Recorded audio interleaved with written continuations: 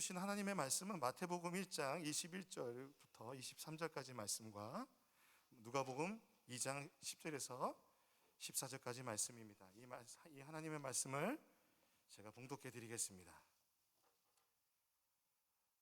마태복음 말씀입니다. 아들을 낳으리니 이름을 예수라 하라. 이는 그가 자기 백성을 그들의 죄에서 구원할 자이심이라 하니라. 이 모든 일이 된 것은 주께서 선지자로 하신 말씀을 이루려 하심이니 이르시되 보라 처녀가 잉태하여 아들을 낳을 것이요 그의 이름은 임마누엘이라 하리라 하셨으니 이는 번역한즉 하나님이 우리와 함께 계시다 함이라. 우리 누가복음 말씀은 우리가 같이 한번 읽어보도록 하겠습니다. 누가복음 2장 10절에서부터 14절까지 말씀 같이 읽어보겠습니다. 시작. 천사가 이르되 무서워하지 말라. 보라 내가 온 백성에게 미칠 큰 기쁨의 좋은 소식을 너희에게 전하노라. 오늘 다윗의 동네에 너희를 위하여 구주가 나셨으니 곧 그리스도 주시니라. 너희가 가서 강보에 쌓여 구유에 누워 있는 아기를 보리니 이것이 너희에게 표적이니라 하더니 호련히 수많은 천군이 그 천사와 함께 하나님을 찬송하여 이르되 지극히 높은 곳에서는 하나님께 영광이요 땅에서는 하나님이 기뻐하신 사람들 중에 평화로다 하니라. 아멘. 아멘. 오늘 임마누엘이 주시는 평화라는 제목으로 설교하겠습니다. 설교하기 전에 우리 옆에 있는 분하고 한 번 더 눈인사로 잘 오셨습니다. 이렇게 인사하시면 좋겠습니다. 네, 감사합니다. 네네. 아까 메리 크리스마스는 여러 번 한 것 같아서 그렇게 했는데요. 한 번 더 할까요? 메리 크리스마스. 네. 제 1차 세계대전이 한창이던 1914년 12월 24일 프랑스 북부의 릴이라는 근처에서 거기 서부전선인데요. 영국군과 독일군 그런 다국적군들이 서로 총을 겨누면서 이제 대치하고 있었습니다. 근데 이 크리스마스를 맞이하니까 그 무렵 이제 군인들이 가족들과 친구들에게 편지와 이제 크리스마스 선물을 한창 받고 있었던 거예요. 그러니까 이제 독일군 독일군 중에 가족들의 크리스마스 트리를 이제 보내준 겁니다. 전나무를 보내주었어요. 그래서 이 12월 24일 크리스마스 이브가 되자 이걸 막 이 참호 근처에서 크리스마스 트리를 세우고 촛불과 전구로 장식을 했습니다. 그래서 독일군 참호에서 불빛이 반짝반짝 거리니까요. 상대편에서는 어떠한 반응이 있을까요? 이게 무엇인가? 이게 전쟁 중에 이것은 무슨 작전을 펼치고 있는가 해서 긴장하기 시작했습니다. 그게 독일군의 속임수가 아닐까 생각하게 됐습니다. 근데 여러분 참고하실 것은 1차 세계대전이기 때문에 히틀러랑 다르다는 걸 생각하시고 그 전에 전쟁입니다. 그래서 그 독일군의 참호에서요 갑자기 고요한 밤 거룩한 밤 찬송이 울려지기 시작합니다. 그러니까 이 노래를 들은 영국군이요 어떻게 했을까요? 엄청 긴장된 상황 속에 있는데 그들이 저들 밖에 한밤중에 찬송으로 응답을 한 거예요.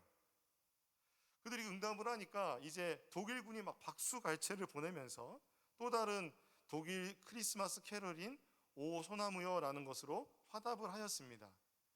이렇게 독일군과 그리고 영국군 사이에 캐럴이 오가면서 계속 불려지기 시작했고, 그래서 이제 영국군이 우리가 잘 아는 찬송인 참 반가운 성도여 다 이리 와서 이 찬양을 부르기 시작하니까요 그들이 다 참호에서 나오기 시작하였습니다.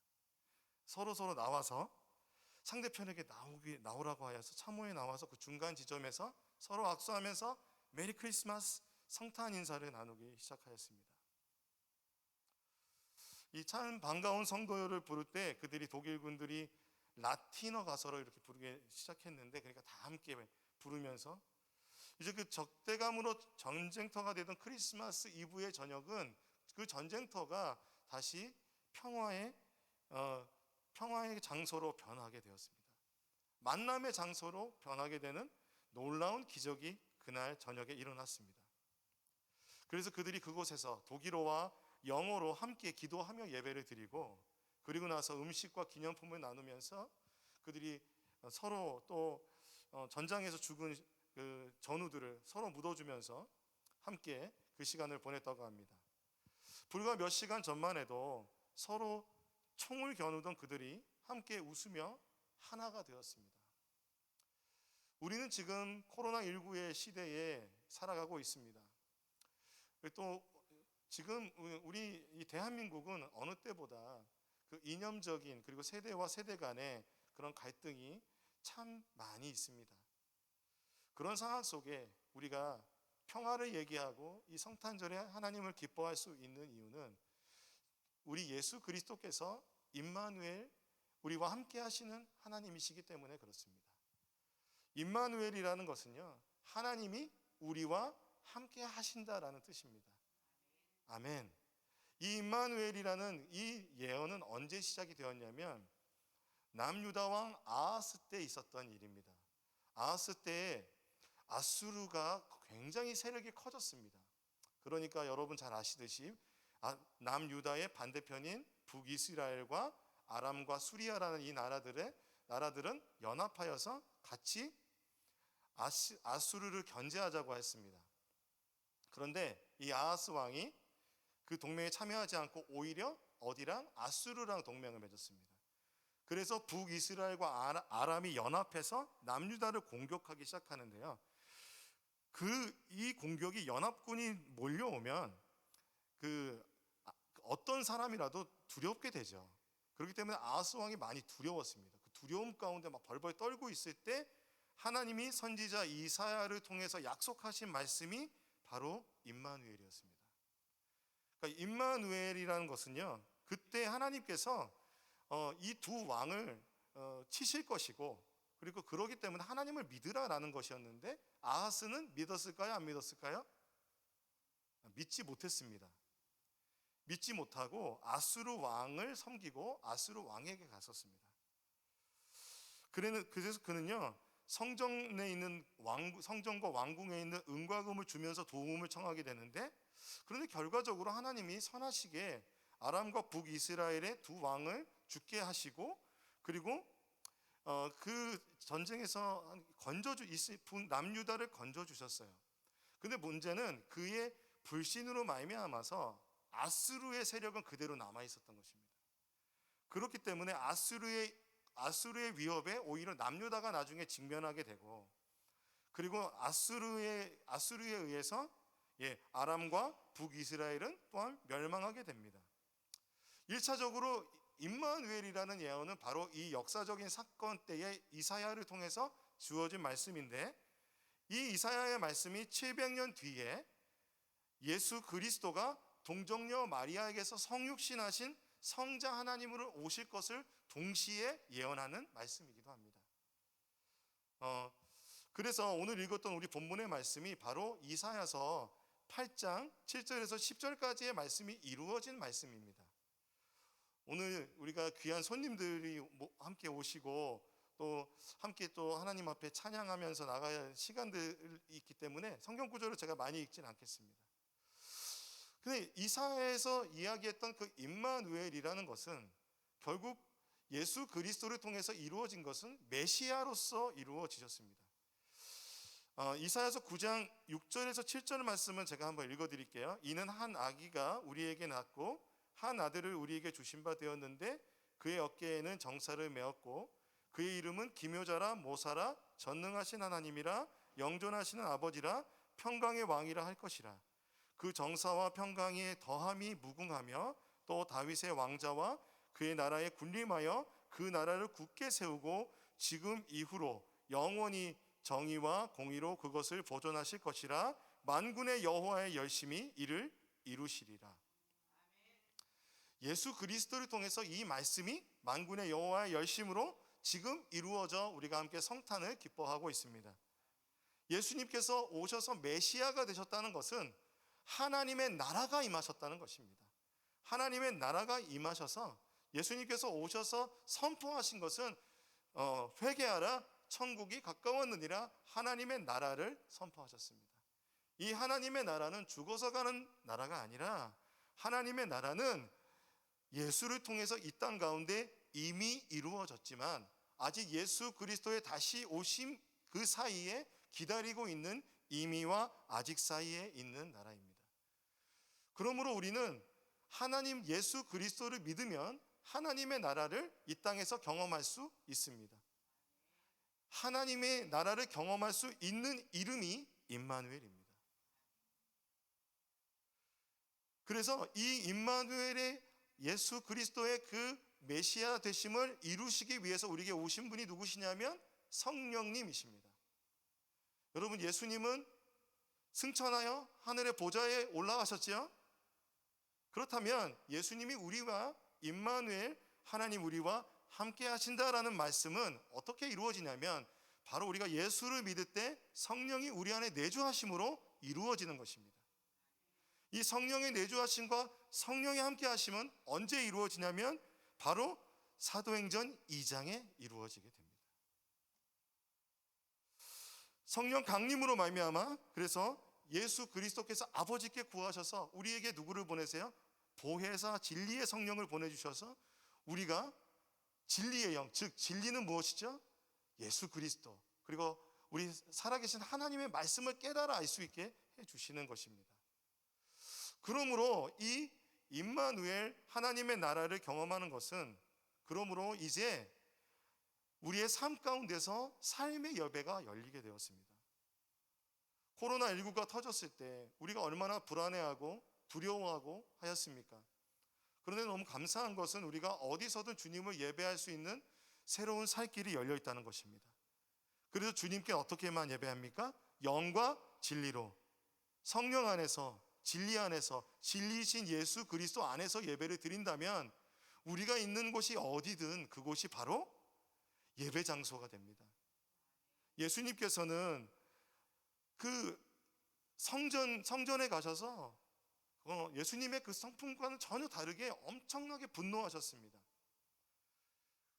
내 아버지의 집, 만민을 위하여 기도하는 집을 너희가 장사하는 집으로 만들어 놓았다고 주님 분노하셨습니다. 왜 그러냐 하면 하나님이 임재하시는 성전이 하나님의 자리를 차지했기 때문에 그렇습니다. 여러분, 절대적이고 완전한 장소는 없습니다. 완전하고 절대적이고 거룩한 장소는 없습니다. 하나님이 함께 하시고 임재하셔야 거룩하게 되는 것입니다. 그러므로 이 성령의 내주하심이 사도행전 2장의 성령 강림으로 탄생하신 주님의 교회에 어떻게 임하셨냐면 어떤 장소에 임하신 것이 아니라 각 사람에게 임하시고 그것이 그 각 사람에게 임한 성령님의 임마누엘은 교회를 이루었습니다. 예수 그리스도의 몸을 이루었습니다. 그래서 그들이 모일 때마다 어디서 모였습니까? 가정에서 모이기 시작했습니다. 그들이 처음에는 성전에서 모였습니다. 그러나 하나님이 성전에만 계시지 않다는 가르침들이 계속해서 임마누엘의 하나님을 알면서 함께 모여서 예수 그리스도를 기념하고 예수 그리스도를 찬양하고 예수 그리스도께서 전해주신 말씀과 가르침을 기억하는 것이 우리의 예배의 시작이 된 것입니다. 그러므로 우리가 함께 모일 때는 제가 설교한 것처럼 우리는 식구입니다. 떡을 떼고 나누고 그리스도 안에서 완전히 새로운 공동체로 태어나는 것입니다. 사도 바울이 이야기한 것은요, 임마누엘의 하나님의 주시는 이 공동체라는 것은 그냥 그 건물 안에 갇혀 있는 것이 아니라 하나님께서 우리에게 주신 새로운 공동체, 새로운 천국 공동체, 하나님 나라의 공동체를 우리에게 주신 것입니다. 여러분 믿으십니까?